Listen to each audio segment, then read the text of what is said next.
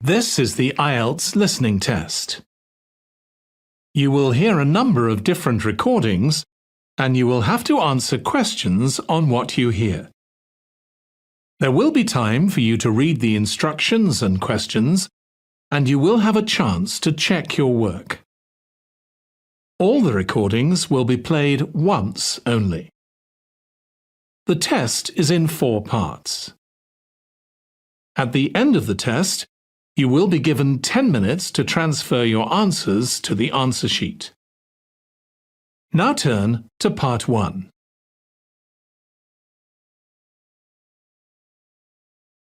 Part 1. You'll hear an interview conversation between a banker and a customer. First, you have some time to look at questions 1 to 7.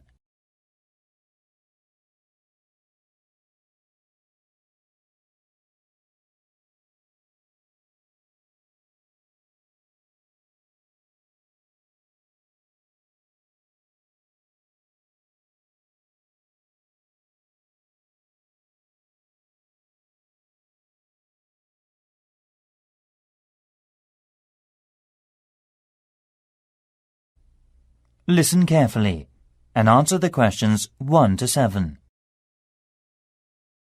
Hi, can I open a bank account, please? Sure, come on in. Make yourself at home. I'll just get some details for you. It won't take long. OK, right. What kind of account do you want? A deposit account. OK, I've got the application form here then. Have a look at this leaflet. We have several types. I've decided on the one called Classic. Good, that's fine. Can I have your full name, please? Yes, it's Jonathan Fox. That's Jonathan.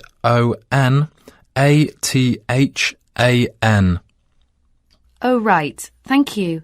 And what's your date of birth, please? The 21st of January, 1970. Right. Do you have another bank account in the UK? No, not yet. This is the first one. OK, fine. And what is your address in the UK, sir? 10 Island House, South Quay. That's East London, isn't it? Yes. Near Canary Wharf, right? Yes, that's right. How long have you been at your current address? Just around 1 month, actually. OK, that's fine. Can I ask for a previous address? Sure. It's Flat 3, Canada House, Queen Street. Is that all? Yes. That's Edinburgh, isn't it? Yes. Edinburgh.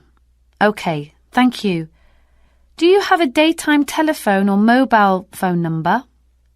Yes. I think the number of my office, it's 0207 235 6735. Would you like my home phone number too? Yes, please.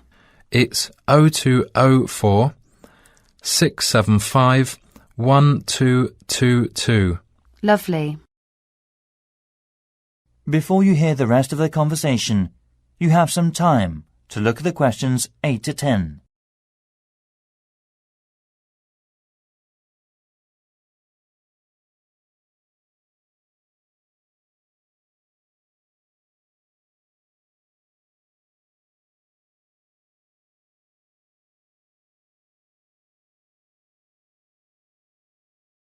Now listen and answer questions 8 to 10. Right. What do you do for a living in the UK, sir? I am working at an English language school in central London as a tutor. It's my main job. OK. Now we usually ask for a piece of information for checking your identity, for security reasons, if you phone us. Sure. What name is your mother's first name? Because it's less likely to be known. OK, it's Monica. Thank you. Yes, Monica. It's Russian. OK, good. And how much would you like to open your account with? I've only brought £1,000. OK, fine. How often would you like to receive bank statements? I won't be needing bank statements. What about an online banking service? OK, just a moment, please. Can I check in the box on the screen?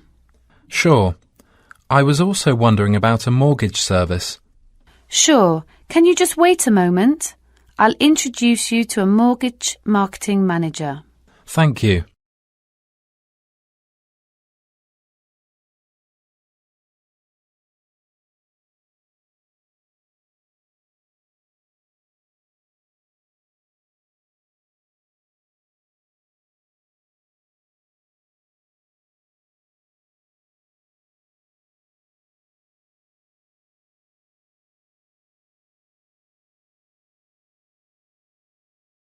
That is the end of Part 1. You now have 1 minute to check your answers to Part 1.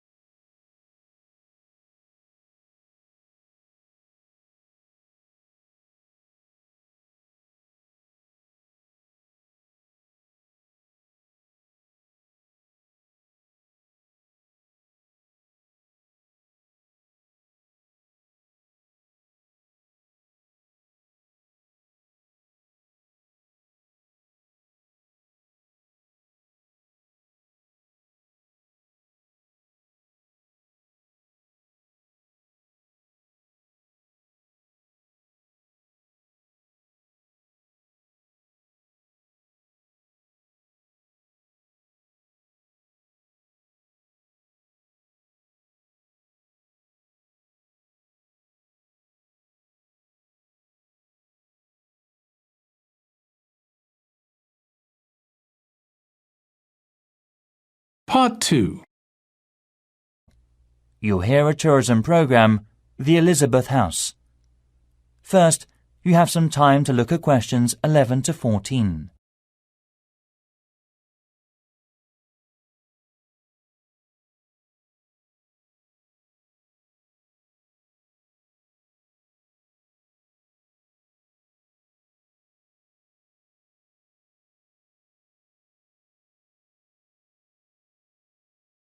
Now listen carefully and answer the questions 11 to 14. Hi everybody. Good to see you again. This morning I'll tell you about the Elizabeth House in Canterbury, once home of the famous carpenter Jonathan Owen. He bought the house in 1965, although he had first seen it 5 years earlier. Actually, he was interested in the house as a traditional flat in England, and he paid £5,000 for it without a second thought, because of it having standard and regulation building methods during the Middle Ages in the UK. At that time, he had worked at the University of Canterbury as a head carpenter who managed with a small building company. His professional success was abundant, but his family life wasn't so successful. His parents had suffered from diabetes and mental disease, and his brother Dan was ill with pneumonia. Moving to Elizabeth House, he started his new life. Jonathan considered the home a pure example of traditional East England country house and did some of his successful building structure work here. The backyard and garden of the house became calm and peaceful. The materials used to make the wall, chimney and roof were collected from the local area. Most of all, oak trees were in the front of the main gate. Before you hear the rest of the program, you have some time to look at the questions 15 to 20.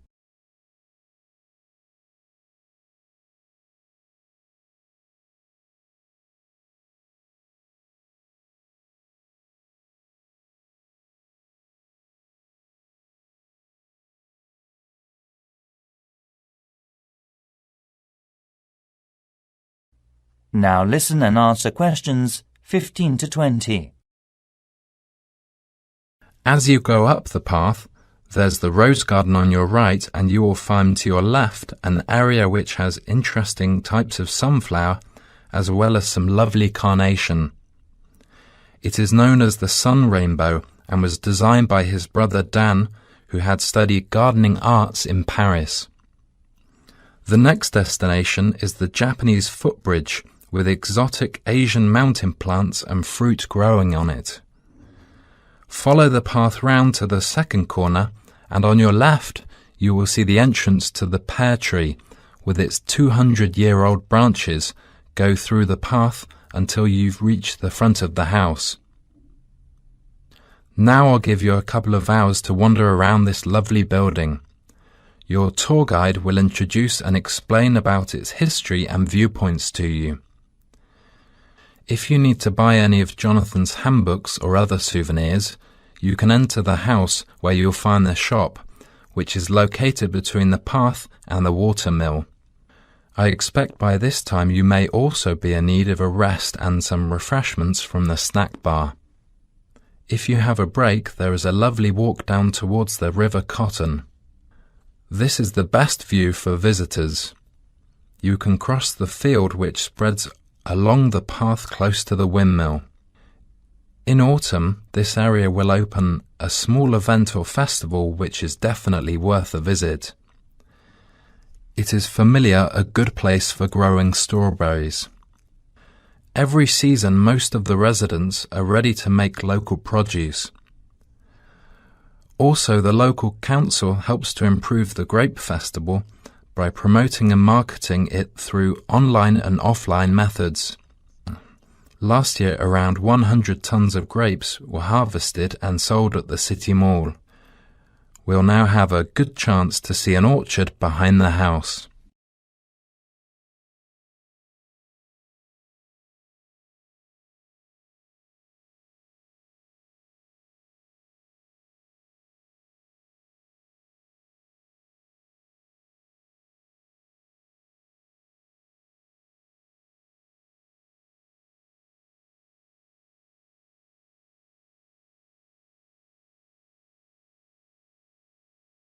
That is the end of part 2.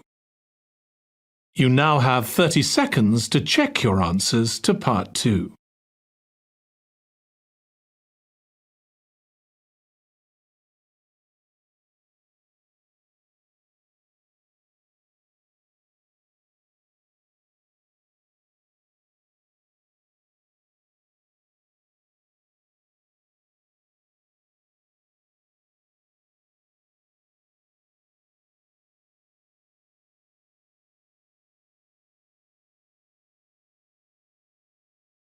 Part 3. You'll hear a conversation between students, Anne and David, about gallery marketing. First, you have some time to look at questions 21 to 24.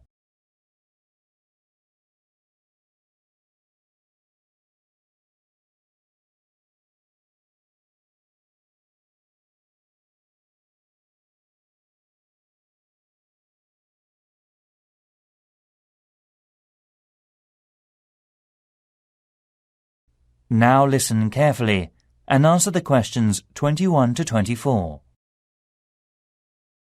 Anne, we really need to get working on this gallery marketing assignment. We've only got 2 weeks left until the end of the month to set up. Right, so how about getting started now? We need to work through the instructions. Well, we must search for one area from tourism industries, like the museum or gallery. There are lots of sites online. What are they about? The National Science Museum, the History Museum, the War Museum, the Tate Modern Art Gallery, and so on. You got more? We've got plenty. I've got an idea to find out the best comment. Coming this Friday, we'll get more information at the London Museum because it shows all the visitors' guidebooks of museums or galleries in the UK. It also runs a small workshop about non-profit tourism industries marketing. Great. So after visiting there, we have to use research methods, such as telephone interviews, questionnaires on the street, or sending out emails. Actually, we don't have a choice. We have to send the email. Right, we don't have to waste time deciding among them. By the way, how do we get the responses? Let's contact the London Museum's Information Centre. Actually, it may be helpful to us to collect data through our head course leader. How many people do we have to interview? Well, we have to split into 3 groups. And it looks like we have to interview 30 people for each group. So 90 altogether then. It depends on the ages too, right? That's right. So are they all the requirements?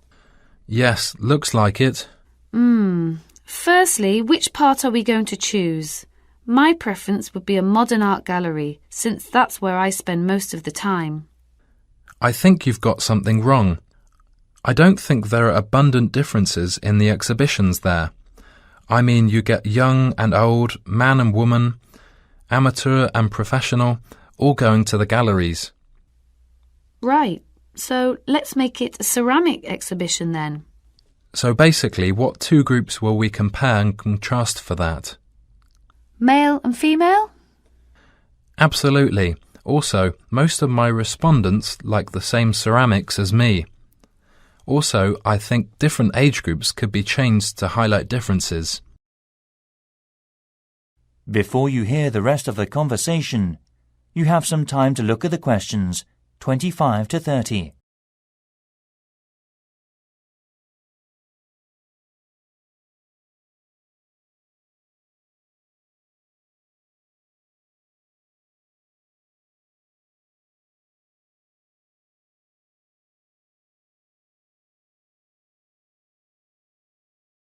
Now listen and answer questions 25 to 30. I think you're right. I'll take some comment. The age groups are teenagers, 20s, 30s, 40s and over. What do you think about this? Great. That will give us more detail. So how about the kind of ceramic they like? Let's give them some options and then we can just tick boxes. OK, let's have Asian, European, African. What else? Something special? Well, we should include the Incas in Peru. Some people like this style, you know. OK. And then we should know about their understanding of ceramics. They can learn about that thanks to a gallery curator who can inform them about the patterns and markings through picture and local clay. I'm curious about how they were made. I mean a process with painting and things embedded on the surface. At that time, the equipment and materials were not good, compared with the present day. I agree. We should also include an earthen vessel, of course. Right. The next step could be about where they were actually from. They were made from local clay, weren't they? Things such as mountain, lake, basement and so forth. I think so. One more thing is the colour on the bottle. How did the ancients get the tone? On the internet, it said they got it through dried plants. They were working again to make a tone, drying and sorting. OK, I see. To get more hard tone, they included other strong herbs or something. At that time, the colours were used by the rich with property. Great. You've got plenty of data, David. No, it's just beginning. We have to look for something special with more details and history for the presentation next week.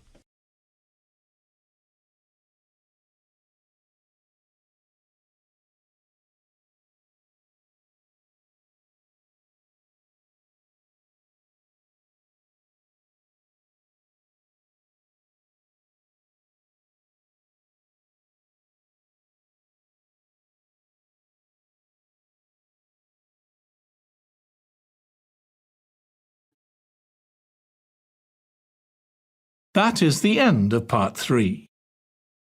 You now have 30 seconds to check your answers to part 3.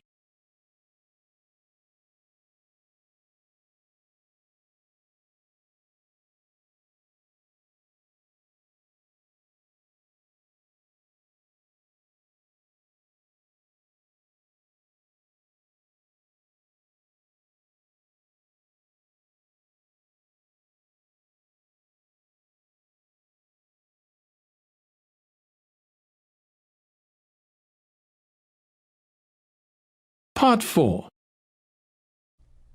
You'll hear part of a lecture given by a waste recycle management's professor.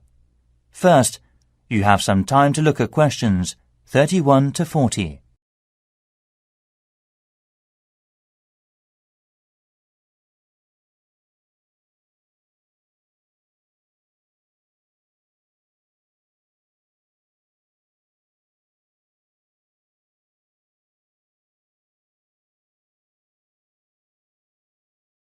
Now listen carefully and answer the questions 31 to 40.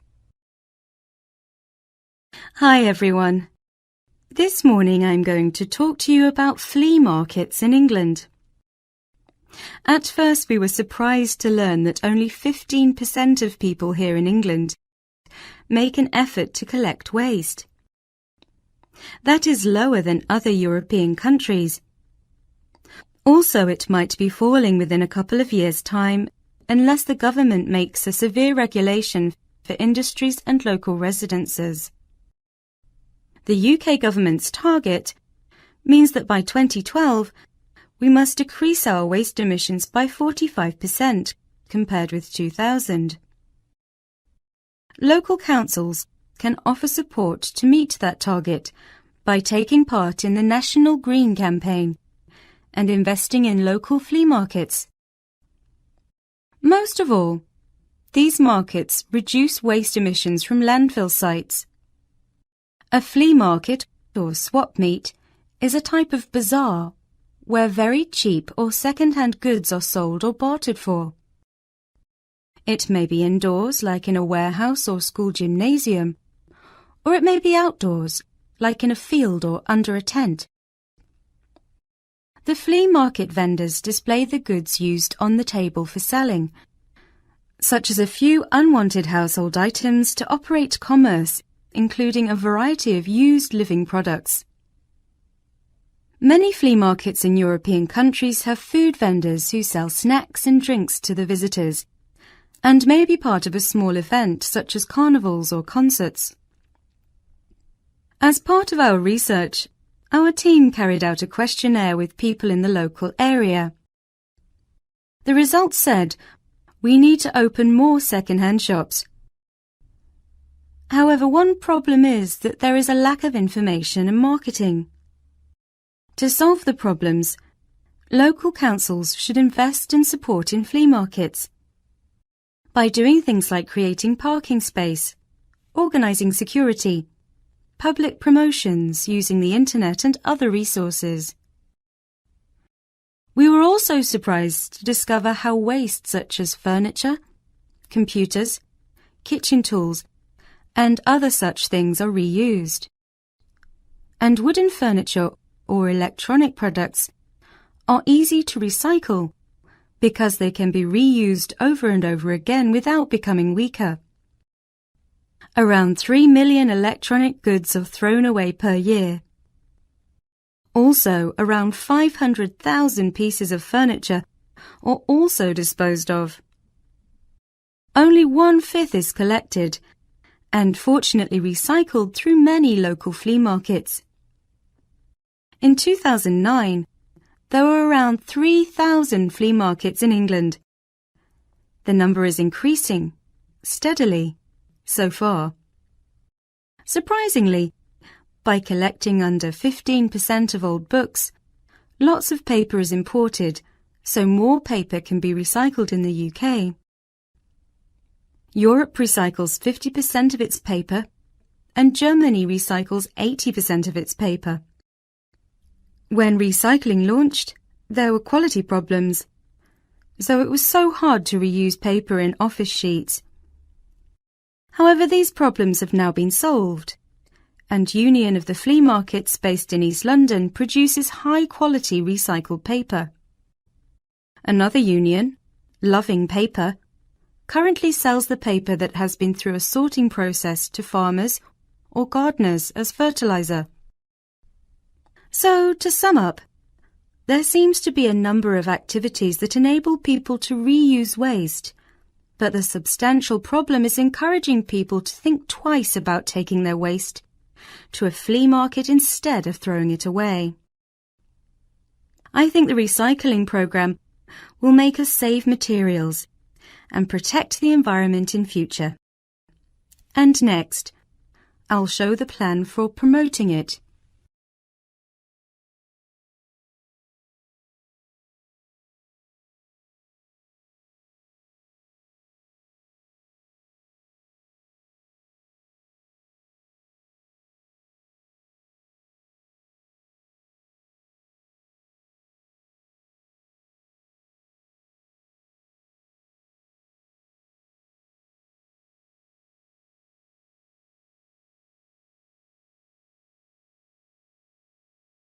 That is the end of Part 4. You now have 1 minute to check your answers to Part 4. That is the end of the listening test. In the IELTS test, you would now have 10 minutes to transfer your answers to the answer sheet.